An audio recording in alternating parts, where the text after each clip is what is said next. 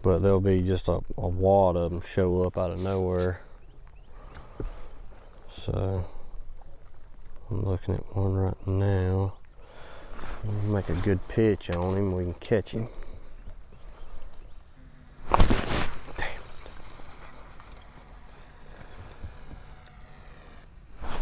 God, why can't I hook him, dude? Good Lord. And they're just nipping it.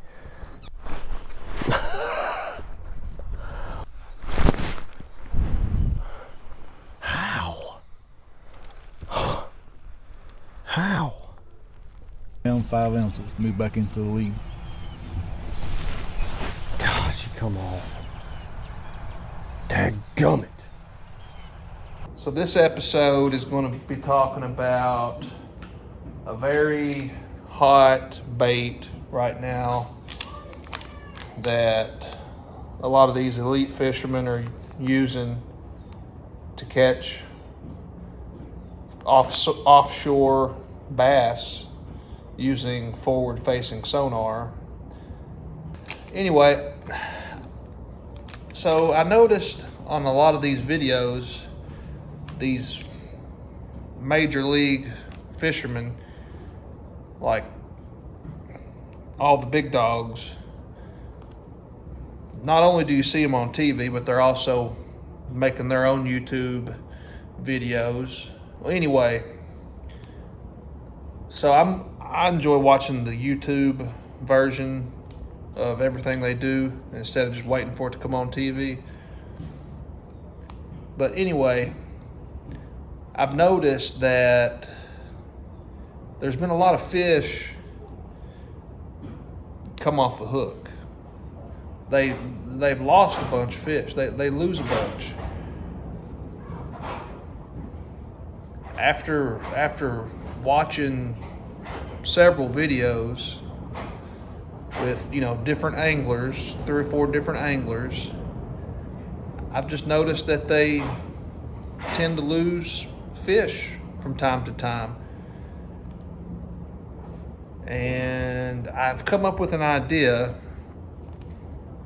that I'm sure nobody's ever thought of because it's such a new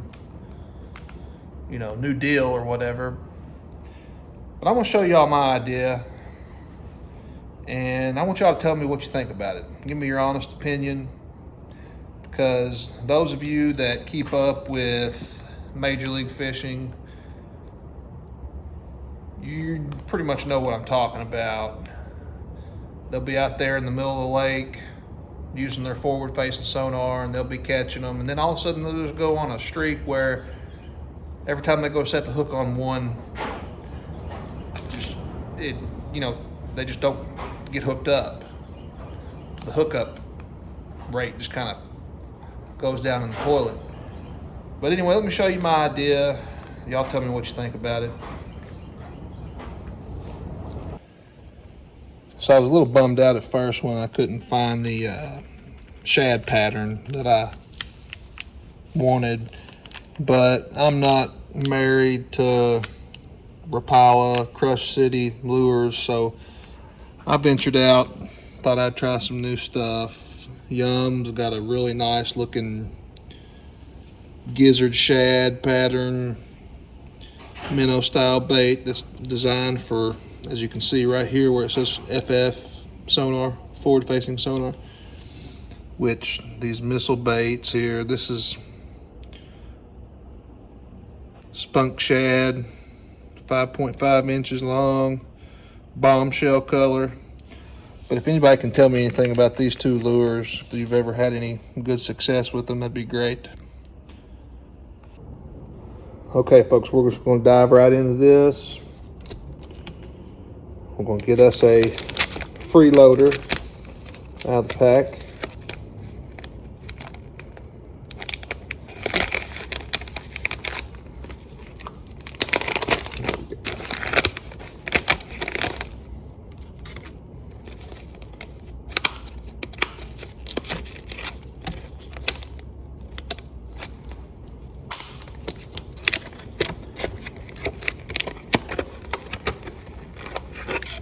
All right, so here's the freeloader bait. Now you can either be like the elite guys and use the more expensive VMC hooks, or you can be like Woods and Waters of Kentucky here and get the Bass Pro Shops brand ball head jig hooks. Little dab of super glue on there, you're good to go. So we're gonna go ahead and rig this up like the way I've been seeing. Just threading it on. You know, I feel like it's going to land more fish. Bottom line. Now that's perfect.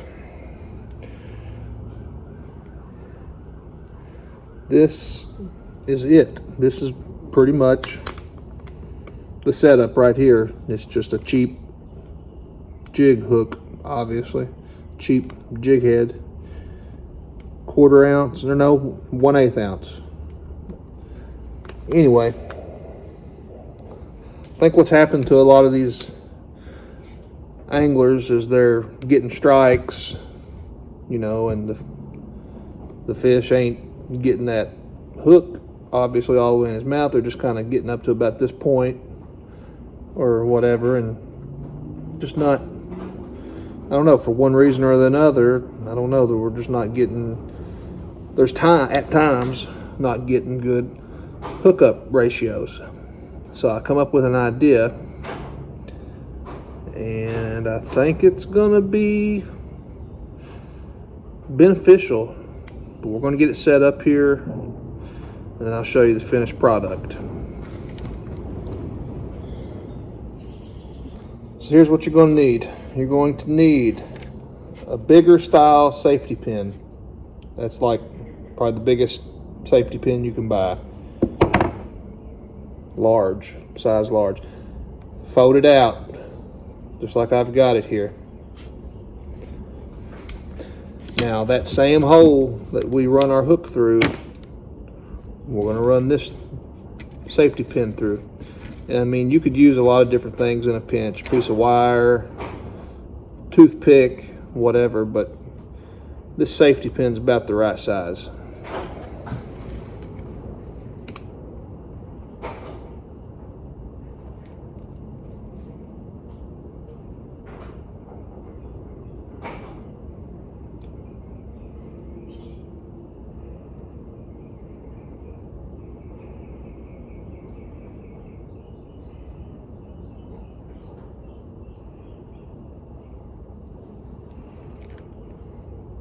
I'm just trying to make us a little tunnel way here.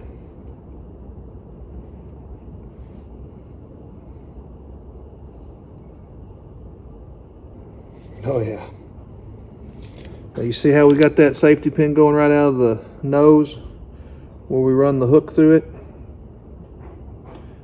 Same spot, pretty close to the same spot. So now what I want to do,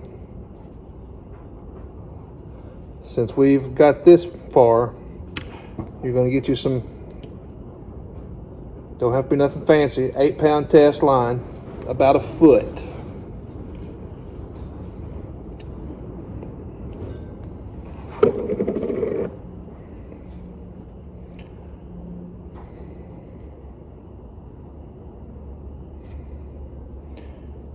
What we want to do is we want to tie a noose knot.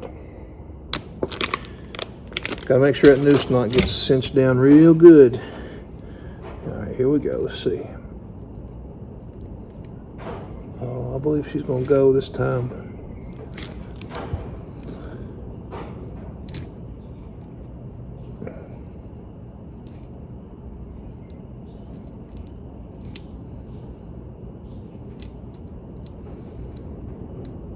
Come on, baby.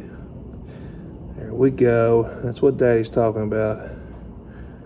Now, let's make sure we got enough line on both ends to do what we need to do.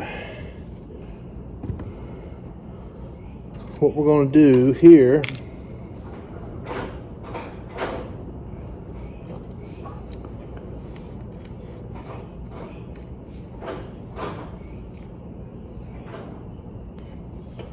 we're going to try the number 8.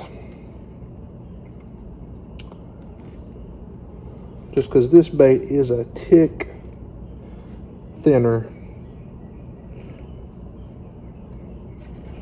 or more petite than these other two I have.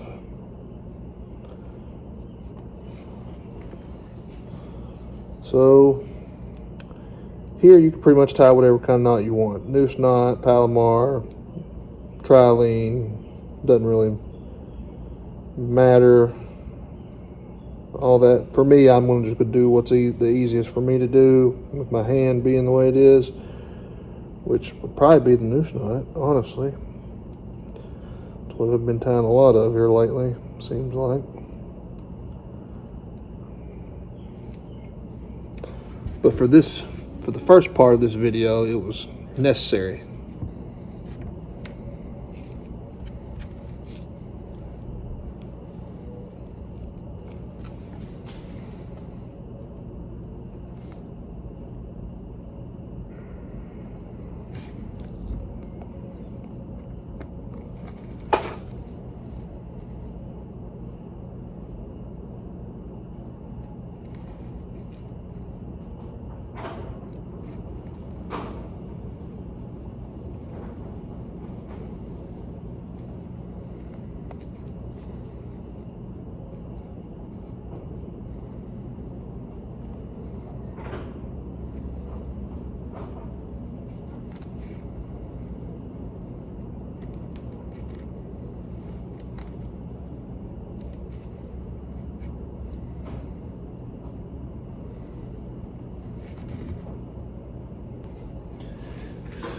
Might take a pair of needle nose and just kind of bend the hook out just a smidgen. Just a smidgen though. Okay, we bent that hook out just a smidgen, not much. Like I say, we went with the number 8 because this is a little bit more petite bait than these other two. With the other two, I would probably go with number 6, honestly. We're trying the number 8 on this one, and it might make more sense to go with the number 6 on this one, but I think the 8's going to be what we want. It's just a little something extra to prevent missing a $300,000 fish, if you catch my drift. Let's finish this out.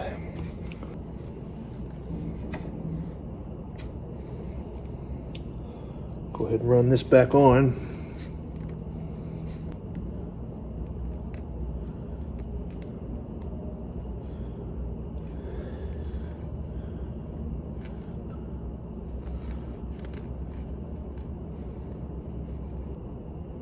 Here we go. All right, now.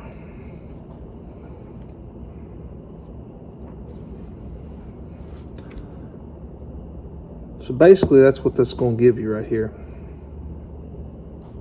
You're going to have your bigger jig hook in the front and your smaller one in the back. And you could even go smaller if you wanted to and go further back. But basically from here on we need to tie this hook with this line that we've threaded through the bait to the eye of this jig hook. I'd probably just run it through the eye a couple times, and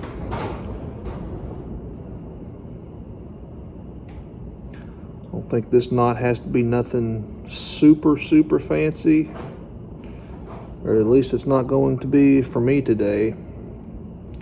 In the future we might try to make it something a little bit more snazzy, but for the sake of the video I think you all get the idea. Well guys, there it is.